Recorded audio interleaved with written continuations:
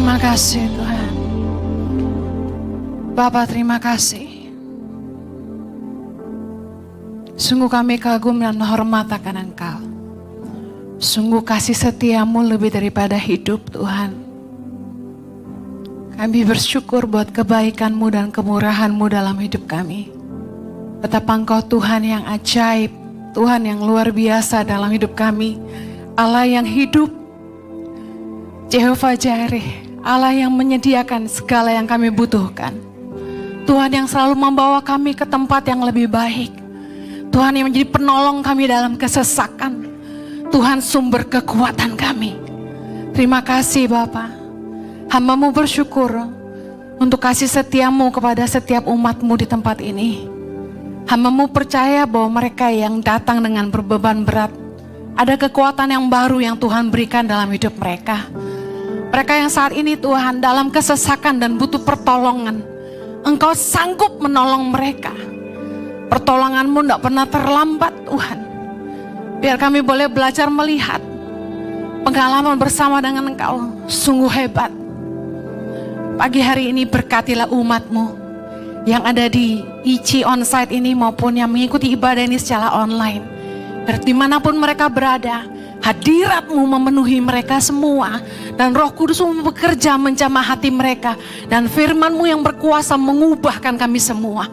Terima kasih Tuhan. Tolong hamba-Mu. Sana tunggu sungguh-sungguh tanpa Engkau hamba tidak mampu.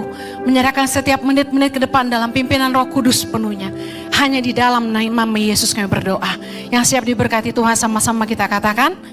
Amen. Silakan duduk kembali. Thank you Yeshua. Thank you Ichi Worship. Anda diberkati pagi hari ini? Amen. Shalom shalom. Senang sekali bisa pulang setiap tahun di awal tahun dan pertengahan tahun. Saya memberikan waktu bersama suami untuk melayani anak-anak kami. Jadi di awal tahun kami kesempatkan untuk hanya melayani anak-anak kami. Karena saya percaya bahwa pelayanan sesungguhnya itu harus dimulai di rumah. Kalau setiap hari kami sibuk ngurusin orang, anak-anak kami jarang bisa bersama-sama dengan kami. Karena itu kami mendedikasikan setahun 2 kali. Awal tahun dan pertengahan tahun kami sama-sama anak-anak pergi. Dan saya sangat bersyukur punya suami yang baik, papa yang hebat, yang mengatur semuanya sehingga perjalanan kami bersama anak-anak selalu menyenangkan, selalu luar biasa dan punya waktu berkualitas. Selama 15 hari saya lihat Jojo dan Axel ngomong paling banyak ya. Kalau di rumah jarang ketemu, tapi kalau jalan sama-sama gitu 24 jam 7 hari kami sama-sama terus dan saya bisa ngurusin mereka dan bahagianya luar biasa. Dan saya berdoa supaya Anda juga punya waktu paling sedikit setahun 2 kali sama keluarga tuh spend time lah. Amen. Nggak harus mahal, tapi yang penting berkualitas. Haleluya. Pagi hari ini saya akan khotbah tentang tujuan yang lebih besar. Greater purpose. Di dalam hidup ini kita harus punya tujuan yang lebih besar dari sekedar mendapat upah atau menjadi kaya. Dalam bekerja, milikilah tujuan yang lebih besar dari hanya sekedar mendapat upah. Dalam berbisnis, milikilah tujuan yang lebih besar dari hanya sekedar menjadi kaya.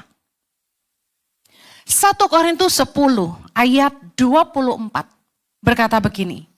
Jangan seorang pun yang mencari keuntungannya sendiri. Tetapi hendaklah tiap-tiap orang mencari keuntungan orang lain. Firman Tuhan mengajarkan kepada kita dalam hidup ini. Kita jangan cuma cari untung untuk diri sendiri. Tapi kita harus mikirin keuntungan orang lain juga. Yang artinya apa? Dalam bekerja maupun berusaha atau berbisnis. Kita harus jadi berkat buat orang lain juga. Amen. Saya ingin share 2 hal saja. Tentang tujuan yang lebih besar. Tujuan yang lebih besar. Yang pertama adalah gini. Tujuan kita dalam berbisnis ataupun bekerja adalah supaya hidup kita ini berguna bagi sesama. Katakan sama-sama, hidup saya harus berguna bagi sesama. Katakan ke kanan kirimu, hidup kamu harus berguna bagi orang lain. Amen. Kita baca sama-sama. Yohanes 15 ayat 16. 3, 2, 1. Bukan kamu yang memilih aku, tetapi akulah yang memilih kamu. Dan aku telah menetapkan kamu supaya kamu pergi dan menghasilkan buah. Dan buahmu itu tetap. Supaya apa yang kamu minta kepada Bapa dalam namaku diberikannya kepadamu. Berapa banyak Anda yang rindu doamu selalu dijawab Tuhan? Angkat tangan. Lihat apa kerinduan Tuhan buat hidupmu. Sebelum doamu dijawab Tuhan, kerinduan Tuhan adalah Tuhan mau hidupmu berbuah. Katakan amin. Apa artinya berbuah? Artinya hidup kita tuh berguna, bermanfaat, memberi dampak. Enggak cuma sekedar hidup, tapi menghasilkan buah. Karena itulah di dalam hidup setiap kita, Tuhan mempercayakan yang namanya talenta, keahlian, kecakapan. Untuk apa? Karunia. Buat apa? Supaya hidup kita jangan tidak berguna. Keberadaan kita itu jadi berkat dimanapun kita berada. Katakan, saya harus jadi berkat. Dimanapun saya berada. Bicara dimanapun, artinya di rumah harus jadi berkat. Di tempat pekerjaan harus jadi berkat. Di sekolah harus jadi berkat. Di kampus harus jadi berkat, di komunitas, di antara pertemanan harus jadi berkat, di gereja harus jadi berkat, di kota harus jadi berkat, di bangsa ini harus jadi berkat. Katakan amin. Katakan begini, saya bukan sampah, tapi saya orang yang berguna. Titus 3 ayat 14 berkata gini, dan biarlah orang-orang kita juga belajar melakukan pekerjaan yang baik, untuk dapat memenuhi keperluan hidup yang pokok, supaya hidup mereka jangan tidak berbuah. Lihat, setiap kita harus kerja, supaya hidup kita itu jangan nyusahin orang. Paling enggak, kita bisa memenuhi kebutuhan pokok. Artinya gini, hidup tuh yang penting-penting aja, jangan yang boten-boten bahasa Jawanya. Kita selalu bilang gak cukup, kenapa? Karena kemauan kita terlalu banyak. Tapi kalau bicara makan, minum, pakai, saya yakin setiap kita cukup. Katakan amin. Kalau kita punya pekerjaan yang baik, kita tidak hanya bisa mencukupi kebutuhan kita. Tapi ini, kita tidak nyusahin orang. Hidup kita jadi berbuah. Hidup kita jadi berkat bagi keluarga kita. Kalau Anda hari ini ada yang tidak punya pekerjaan, saya berdoa, Anda sungguh-sungguh menggali apa yang jadi kekuatan, keahlian, kecakapan yang Tuhan titipkan dalam hidupmu. Dan apa yang jadi passion terbesarmu. Kebanyakan orang mentingin passion, lalu nggak mau kerja. Itu alasan. Kita harus punya pekerjaan yang baik. Kerjaan banyak, tapi pastikan pekerjaanmu adalah pekerjaan yang baik, kata firman Tuhan. Kenapa harus punya pekerjaan yang baik? Seringkali gini, waktu kita kehilangan pekerjaan, banyak penyebab orang kehilangan pekerjaan ya, ada yang perusahaannya bangkrut dan lain sebagainya. Tapi ini saya bicara soal hal yang berbeda, ketika hidup kita tidak jadi berkat. Waktu kita kehilangan pekerjaan, waktu usaha kita sepi, waktu pelanggan-pelanggan tuh mulai meninggalkan kita, bahkan teman-teman tidak percaya lagi sama kita. Kita kecewa sama manusia dan kita marahnya sama Tuhan. Kenapa sih aku dipecat? Emang dasar perusahaan itu, bosku begini, bosku begitu. Kenapa sih usahaku sepi? Wah, pasti yang lain pakai dukun gitu kan. Wah, ini pasti nih ada yang ngejatohin usaha saya nih, sampai usaha saya sepi. Kita ketika punya masalah, kita enggak introspeksi diri. Padahal jelas Yesus mengajarkan kalau hidup kita ini enggak berguna, kita akan dibuang dan diinjak orang. Matius 5 ayat 13. Kamu adalah garam dunia. Jika garam itu menjadi tawar, dengan apakah ia diasinkan? Tidak ada lagi gunanya selain dibuang dan diinjak orang. Hidup ini paling penting harus berguna, katakan amin. Kalau kita tuh tidak berguna, tidak berbuah, keberadaan kita tidak mendatangkan berkat, keberadaan kita tidak memberi dampak. Bahasanya gini, ada elu, enggak ada elu, sama aja. Kita akan dibuang dan diinjak orang. Satu kali, saya pernah bekerja di Joyce Meyer Ministry Internasional.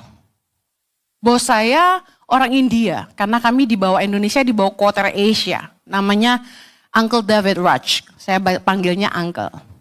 Orang India. Dia ngomong gini sama tim Joyce Meyer Ministry Amerika. Listen, kalau sampai Jojo sama Henny itu resign dari Joyce Meyer, secepat kilat orang lain akan ambil mereka. Karena waktu itu dari Amerika tekanannya berat kepada kami. Gak tahu Indonesia tuh spesial gitu. Di antara semua negara Asia, kami tuh langsung dibawa Amerika. Kalau yang lain dibawa India. Tapi saya tetap hormat sama pemimpin Asia. Waktu dia ngomong gitu, saya tuh bersyukur. Berarti pemimpin saya bisa melihat kualitas dalam hidup saya. Sehingga dia bisa bilang, kalau sampai aku tuh keluar dari pekerjaanku yang sekarang gitu kasarnya, pasti perusahaan lain tuh cepat ngambil saya. Orang yang berkualitas, orang yang hidupnya berguna, berbuah, bermanfaat, berdampak, tidak perlu takut kehilangan pekerjaan. Amin. Dia dipecat dari perusahaan A, ibaratnya mungkin karena ngurangin pegawai yang gajinya tinggi, atau karena pengiritan dan lain sebagainya. Orang lain akan rekrut dia. Orang yang bagus tuh nggak akan nganggur lama. Amin. Kalau usaha orang tuh sepi, kalau Anda yakin usahamu tuh berkualitas, bagus, Anda jangan takut. Sepi itu cuma sesaat. Pandemi semua ngalami susah, tapi ada juga yang diberkati. Saya pernah merenung gini, Tuhan itu ngajarin saya lewat hidup orang-orang di sekitar saya.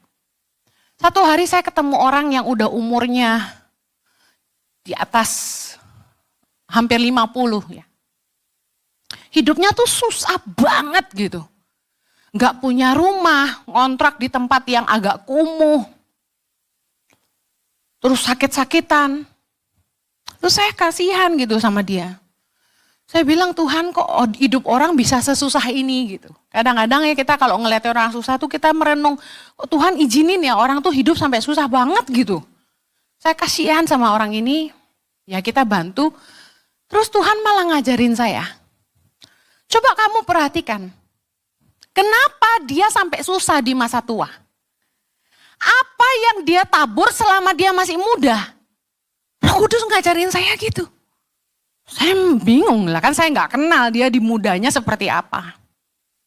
Nah, saya nulis quote di sosial media, di Instagram. Orang yang nggak pernah serius dengan hidupnya di masa muda, pasti susah di masa tua. Itu lahir dari pewahyuan. Karena begini, hidup kita hari ini adalah buah taburan kita di masa lalu.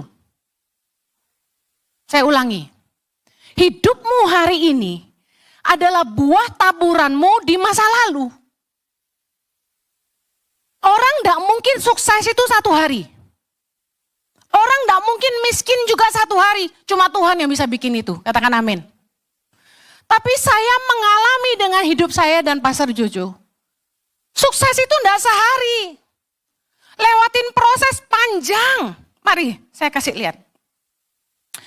Waktu saya sama Pastor Jojo pelayanan, saya tuh umur 16 tahun melayani Tuhan.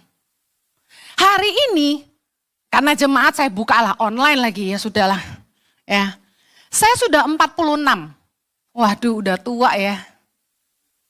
Saya kasih tahu ya, 30 tahun baru Tuhan kasih jemaat 4.000-an. Ya katanya 5.000, enggak lah 4.000-an. Naik turun separuh masih tamu-tamu. Kan jemaat tuh baru terbukti 2 tahun kan yang tetap gitu loh. Kalau awal-awal kan masih pulang dan pergi. Meskipun yang katanya secara data masih belum melamar di ICI gitu ya. Masih numpang ibadah doang. Perpuluhan di tempat lain dengar khotbahnya di sini katanya. Gak apa-apa, kan kita hidup jadi berkat. Injil kan gratis, betul gak? Orang hikmat dari Tuhan kok. Nah, 30 tahun itu bukan waktu yang sebentar. Amin. Saya pelayanan 30 tahun baru Tuhan percayain jemaat. Saya kasih tahu. Kalau kita mau diberkati, besok kita harus hitung waktu kita hari ini. Bangun sesuatu tuh enggak mudah dan enggak sebentar. Coba periksa kenapa usahamu sepi, kenapa kamu sampai kehilangan pekerjaan. Kita harus belajar yang namanya introspeksi diri, bukan menyalahkan sana sini. Untuk yang kerja, izinkan saya bertanya, bukan menghakimi. Apakah kamu orang yang bisa dipercaya? Apakah kamu orang yang excellent, tanggung jawab dan bisa diandalkan? Apakah karyamu berkualitas? Apakah keberadaanmu jadi berkat di perusahaan tempat kamu bekerja? Nambah omset enggak? Karena Amsal 22 ayat 29 berkata gini, pernahkah engkau melihat orang yang cakap dalam pekerjaannya? Di hadapan raja-raja, ia akan berdiri, bukan di hadapan orang-orang hina. Firman Tuhan itu ya dan amin, katakan amin. Orang yang excellent tidak mungkin miskin. Orang yang berbuah, berdampak hidupnya, pasti akan terus diberkati. Katakan amin. Untuk yang bisnis, apakah bisnis Anda membuat hidup orang banyak jadi lebih baik? Apakah bisnis Anda itu Anda jalankan dengan jujur? Apakah kualitas produk yang Anda jual itu baik? Apakah Anda menjaga kualitas dari produk Anda? Karena dalam bangun usaha, itu jangan pernah ingin cepat dapat hasilnya. Ingin hasil yang cepat. Karena seringkali karena ingin hasil yang cepat, orang jadi nggak jaga kualitas. Dan nggak jaga kepercayaan orang. Amsal 13 ayat 11 bilang gini, harta yang cepat diperoleh akan berkurang. Jangan pengen cepat kaya, karena pasti berkurang. Tapi siapa yang mengumpulkan sedikit demi sedikit menjadi kaya. Ini peribahasa Indonesia benar loh. Ngumpulin dikit sedikit jadi bukit. Sabar, jangan pengen serakah cepat kaya. Amsal 28 ayat 20. Orang yang dapat dipercaya mendapat, katakan kalau saya bisa dipercaya, saya akan mendapat banyak berkat. Dalam pekerjaanmu, apakah kamu bisa dipercaya? Dalam bisnismu, apakah customer bisa percaya sama kamu? Saya mau bicara, cari orang yang bisa gunting rambut, konsisten bagus aja susah. 1 kali kita gunting sama dia bagus. 2 kali kita gunting masih bagus. 3 kali gunting, babak belur. Kenapa gue dibikin jadi kayak cumi-cumi gitu kan? Saya kasih tahu, menjaga kepercayaan sesuatu yang sangat sulit. Tapi itu yang bikin orang jadi mahal. Perhatikan, orang itu bisa beli barang di tempat lain. Mungkin harganya lebih murah. Beda dikit lah 800 perak, 500 perak, 200 perak. Gak ada artinya sebenarnya. Tapi ada loh orang yang pelit pindah dia. Tapi orang yang ngerti kepercayaan dan kualitas akan tinggal. Biarpun kamu sedikit lebih mahal.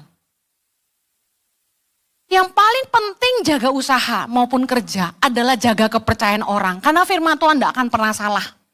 Kalau Anda mau diberkati, Anda harus bisa dipercaya. Katakan amin. Itu yang saya sama Pastor Jojo pegang di tangan pengharapan. Harus bisa dipercaya Tuhan.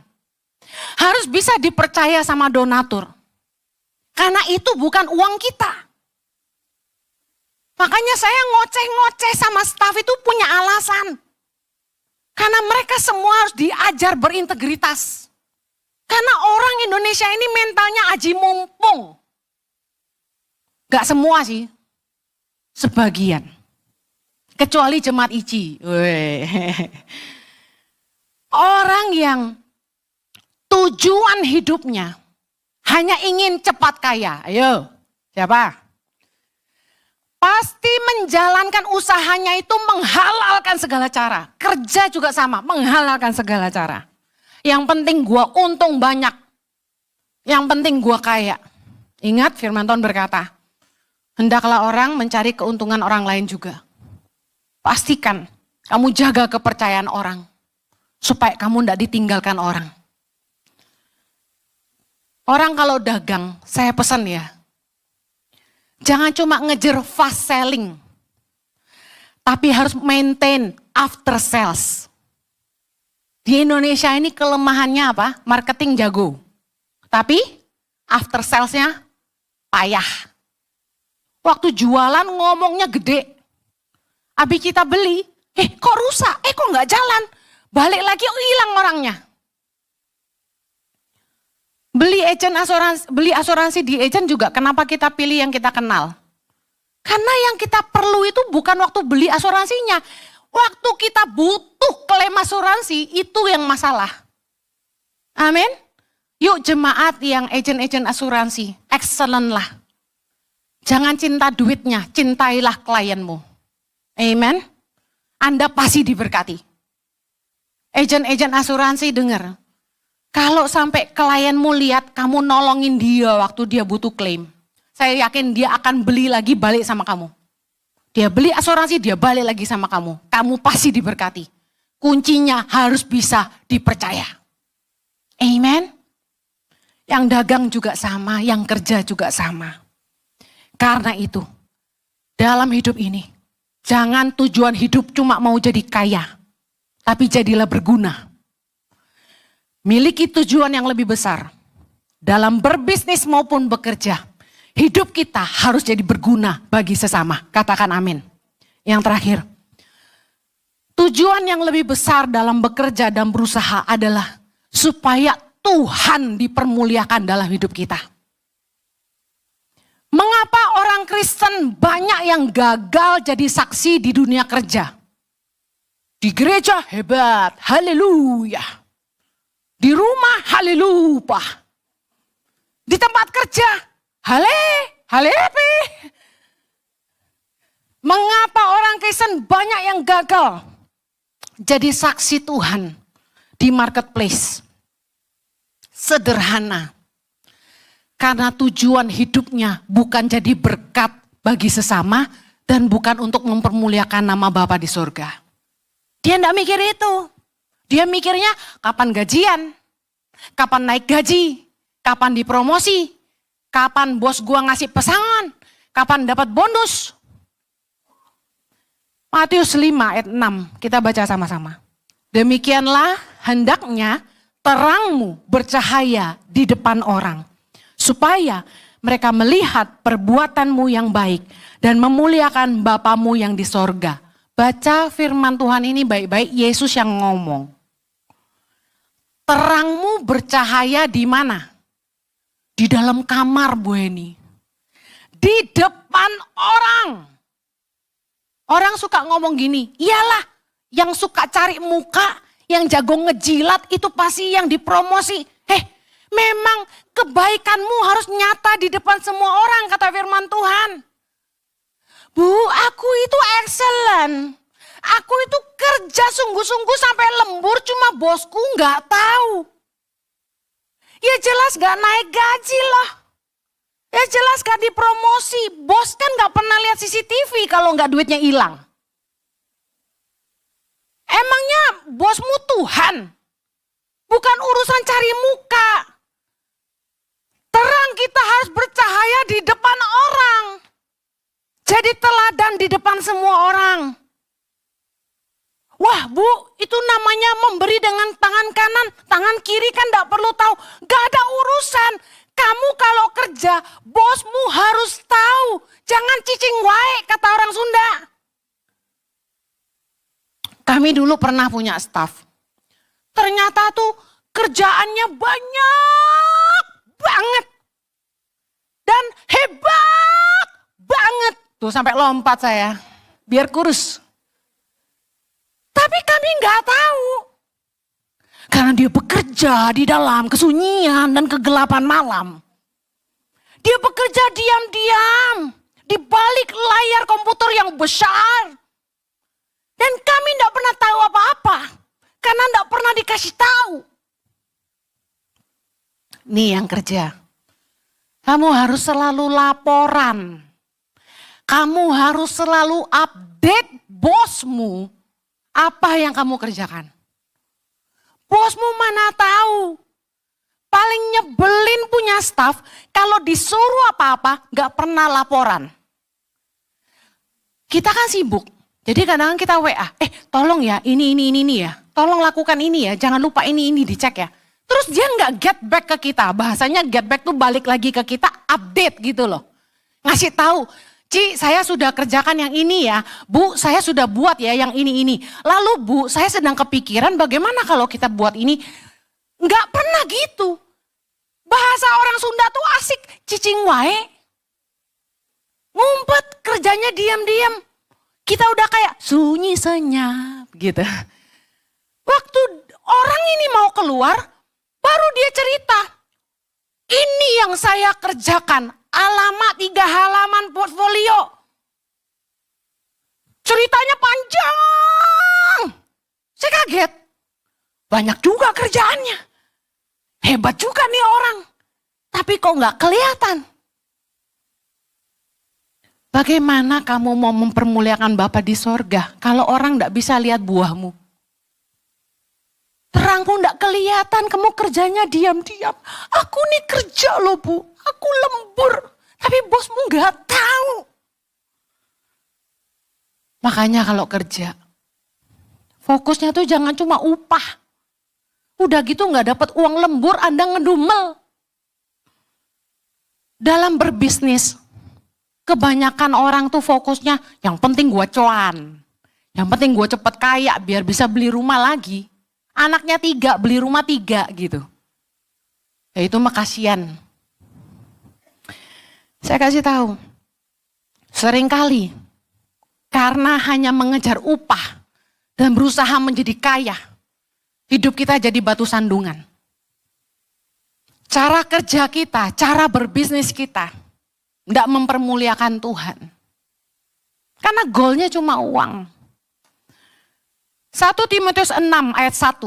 Semua orang yang menanggung beban perbudakan hendaknya menganggap Tuhan mereka itu layak mendapat segala penghormatan.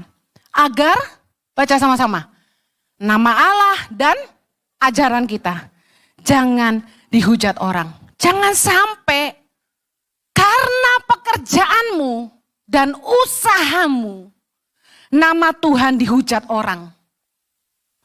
Gara-gara kita gagal jadi saksi di dunia kerja. Imamat 25 ayat 14. Para pedagang baca sama-sama. Apabila kamu menjual sesuatu kepada sesamamu atau membeli daripadanya, janganlah kamu merugikan satu sama lain. Ingat, jangan sampai kita ngerugiin orang. Paling pantang ngerugiin orang. Yuk, punya mental ini. Tanam, tancap dalam-dalam. Paling pantang ngerugiin orang. Jangan sampai ngerugiin orang. Jangan sampai nama Tuhan dipermalukan. Tapi dipermuliakan dalam hidup kita. Amen. Saya paling gak senang orang ngomong gini. Orang Kristen kok kayak gitu? Saya tersinggung. Hang on a minute. Orang Kristen yang mana? Jangan mengeneralisasi.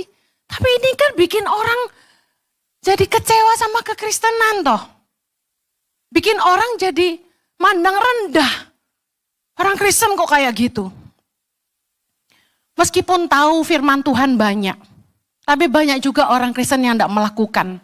Makanya hidupnya jadi batu sandungan. Saya baca di Instagram saya.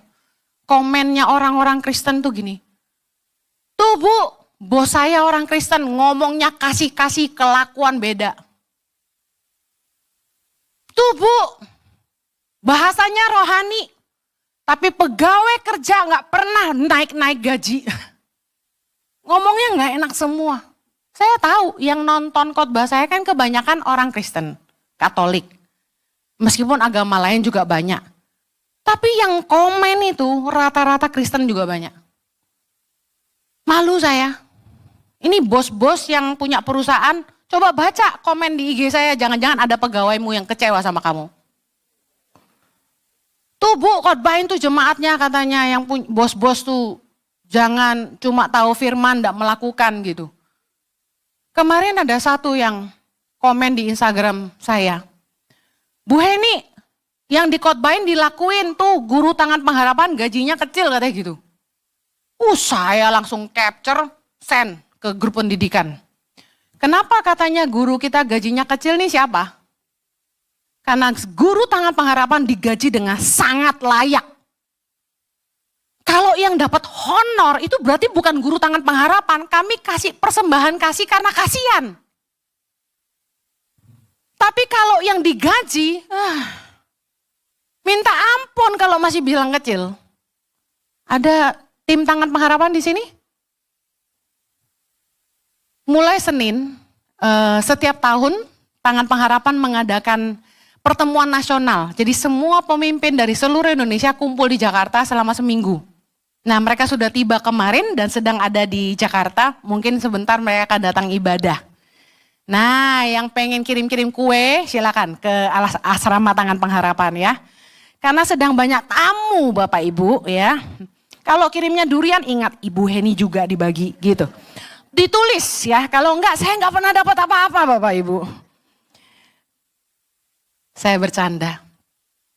Saya senang kalau jemaat tuh saya khotbah, terus titip pesan langsung berebutan. Pada kirim ini, kirim itu. Mereka lapor ke saya, Bu, Ibu khotbah ini kami ketimpa berkat, dikirim hoka-hoka bento, katanya gitu. Kalau bisa tuh janjian, supaya jangan semua kirim satu hari. Kan lumayan ya kan? Haleluya.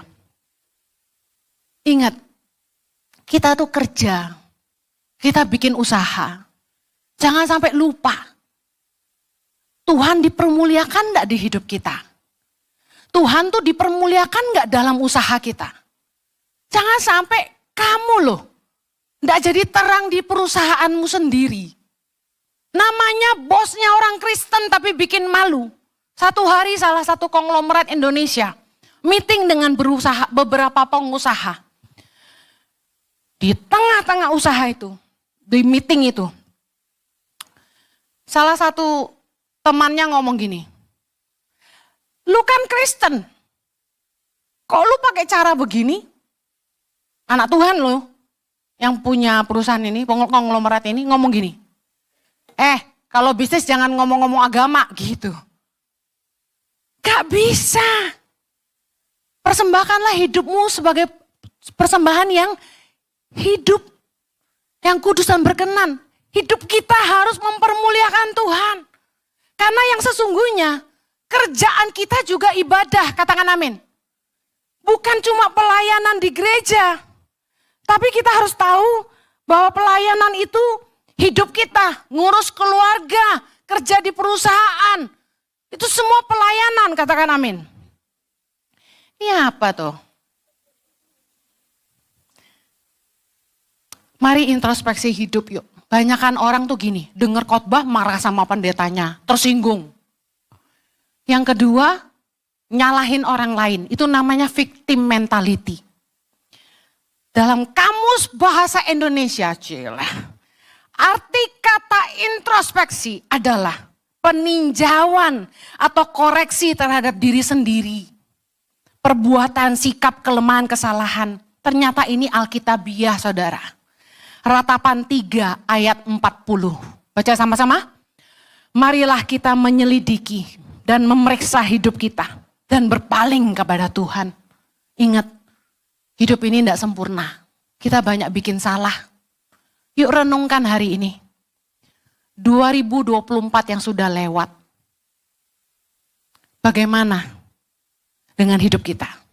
Bagaimana dengan cara-cara berbisnis kita? Bagaimana cara-cara kerja kita? Karena tujuan dari introspeksi adalah supaya kita menyadari kesalahan dan berbalik kepada Tuhan. Kalau orang tidak pernah introspeksi diri, dia tidak akan jadi lebih baik.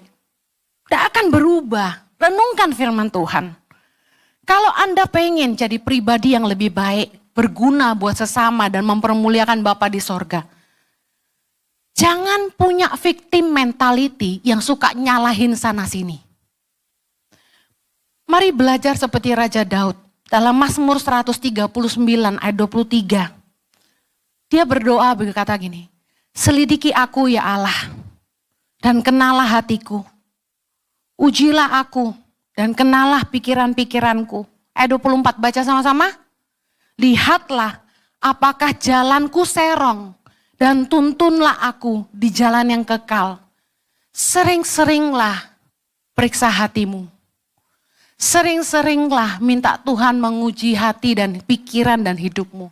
Karena kita semua tidak ada yang benar. Kita butuh Tuhan menyadarkan kita akan dosa. Amin. Saya akhiri. Bertanyalah pada diri Anda. Apakah hidup saya berguna bagi sesama? Apakah Tuhan berkenan akan hidup saya? Apakah Tuhan dipermuliakan dalam hidup saya? Menutup akhir tahun 2024. Saya cuma berdoa, Tuhan, aku hidup kayak gini nih, Tuhan berkenan enggak ya? Jujur, hidup saya itu, saya percaya 100% di tangan Tuhan. Tapi 100% juga di tangan suami saya. Karena suamiku yang ngatur aku gitu. Saya besok itu ngapain tuh Pak Jojo yang ngatur. Januari itu saya kemana Pak Jojo yang ngatur. Februari saya kemana Pak Jojo yang ngatur. Saya enggak pernah punya keinginan, saya pengen ke sana, saya pengen ke sini, enggak pernah. Saya pengen ini, saya pengen itu, enggak pernah. Ulang tahun pun ditanya mau apa, enggak butuh apa-apa. Cuma butuh kasih karunia Tuhan aja. Amen. Karena hidup ini enggak mudah. Punya yayasan yang nolong. Sekarang berapa? 110 titik, 8.700-an anak seluruh Indonesia. Puji Tuhan. Lalu punya jemaat ICI online 3.000-an, jemaat onsite 4.000-an. Dengan berbagai masalah yang berbeda dan punya leader-leader yang luar biasa ya. Tidak mudah. Saya cuma butuh kasih karunia Tuhan supaya saya kuat menghadapi semuanya. Tapi yang saya tanya sama Tuhan gini. Sebenarnya dengan apa yang saya lakukan hari ini, dengan sekian banyak jadwal yang ada di depan 2025 yang disusun oleh Pak Jojo, apakah Tuhan berkenan? Apakah ini yang Tuhan mau? Apakah Tuhan dipermuliakan di hidup saya gitu? Kayaknya apapun yang kita bisa cari di hidup ini tidak ada gunanya kalau Tuhan tuh tidak berkenan. Karena pada akhirnya laporan kita terakhir itu kepada Sang Raja. Jangan cuma cari upah, jangan cuma cari kaya. Ingat suatu hari hidup ini harus dipertanggungjawabkan sama yang punya. Siapa yang empunya hidupmu? Bapa di sorga. Yuk, pastikan Anda punya greater purpose in your life. Punya tujuan yang lebih besar dalam bekerja. Miliki tujuan yang lebih besar dari upah. Dalam berbisnis, miliki tujuan yang lebih besar dari sekedar jadi kaya. Pastikan hidupmu berguna bagi sesama. Dan nama Tuhan dipermuliakan dalam hidup kita. Katakan amin. Kita berdoa. Bapa di sorga, mampukan kami. Supaya dengan semua talenta, keahlian, kecakapan, dan semua yang Tuhan percayakan di hidup ini. Kami boleh punya tujuan yang lebih besar.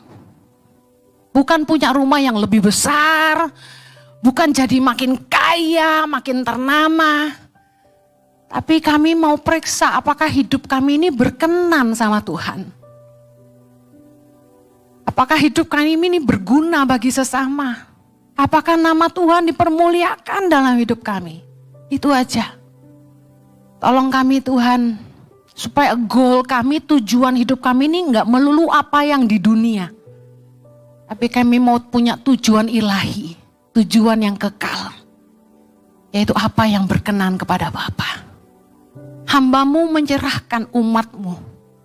Biarlah firman kebenaran-Mu memerdekakan mereka. Mengubahkan cara pikir yang salah. Dan memperbaharui hidup mereka. Supaya hidup mereka jadi berkat bagi sesama dan kerajaan sorga. Hanya di dalam nama Yesus kami berdoa. Amen. Ini berkati. Happy Sunday. God bless you. Jadi berkat. Terima kasih Pastor Henny untuk firman yang disampaikan. Kita persiapkan diri kita menerima tubuh dan darah Kristus. Bagi Bapak Ibu Saudara yang belum menerima roti dan anggur, boleh melambaikan tangan saudara. Kami para pelayan Tuhan akan memberikan roti dan anggur untuk saudara semua. Boleh melambaikan tangan tinggi-tinggi. Dan bagi saudara yang mengikuti secara online, kami bisa ingkar saudara mempersiapkan roti. Kalau nggak ada roti bisa diganti dengan biskuit. Dan Anda bisa mempersiapkan anggur. Kalau nggak ada anggur bisa diganti dengan sirup atau teh atau air putih. Sehingga kita bisa mengikuti ibadah perjamuan kudus ini bersama-sama. Baik Bapak Ibu yang ada di ruangan onsite, Bapak Ibu yang belum menerima roti dan anggur bisa melambaikan tangan tinggi-tinggi. Supaya kami bisa melayani saudara. Dan kita semua bisa mengikuti perjamuan kudus bersama-sama. Ada sebelah kiri saya paling pojok, boleh dibantu Asher dengan segera paling kiri, ujung paling kiri. Yes, Asher paling kiri. Ya, terus angkat tangan sampai Bapak Ibu menerima roti dan anggur. Ya. Ada lagi yang belum menerima?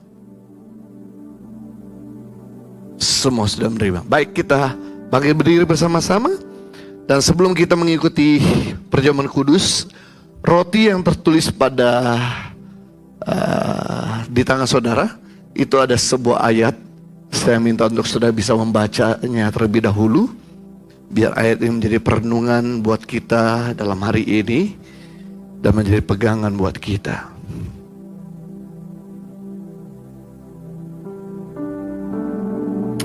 Sebelum kita menerima tubuh dan darah Kristus, mari kita berdoa bersama-sama dan kita ucapkan mulut kita, katakan, terima kasih Tuhan Yesus, Engkau Tuhan dan Juru Selamatku. Ampunlah dosa-dosa dan kesalahan akibat perbuatan, ucapan, dan pikiranku. Layakkan diriku untuk menerima tubuh dan darah-Mu. Baik, dengarkan firman Tuhan. Bukankah persekutuan dan cawan pengucapan syukur adalah persekutuan dengan darah Kristus? Bukankah roti yang kita pecah-pecahkan adalah persekutuan dengan tubuh Kristus? Sebab apa yang telah kuteruskan kepada kamu telah aku terima dari Tuhan, yaitu bahwa Tuhan Yesus pada waktu malam ia diserahkan mengambil roti. Dan sesudah itu ia mengucap syukur atasnya. Ia mecah-mecahkan dan berkata, inilah tubuhku yang diserahkan bagi kamu. Perbuatlah ini menjadi peringatan akan aku. Mari kita angkat roti ini tinggi-tinggi dan kita berdoa bersama-sama dan kita ucapkan dengan mulut kita, katakan, terima kasih Tuhan Yesus, Kau sudah menebus kami dan membawa kami pada terang-Mu yang ajaib, yang menjadikan kami warga kerajaan Allah dan berhak menerima janji dan berkat-berkat Allah. Terima kasih Tuhan Yesus, Karena melalui tubuhmu yang terpecah, mengubah sifat dan karakterku. Katakan hidupku, keluargaku, perkataanku, dan masa depanku diperbaharui. Aku dibebaskan dari segala malapetaka dan marbahaya. Di dalam nama Tuhan Yesus, dengan tubuh Kristus yang terpecah, mari kita makan bersama-sama dalam nama Yesus.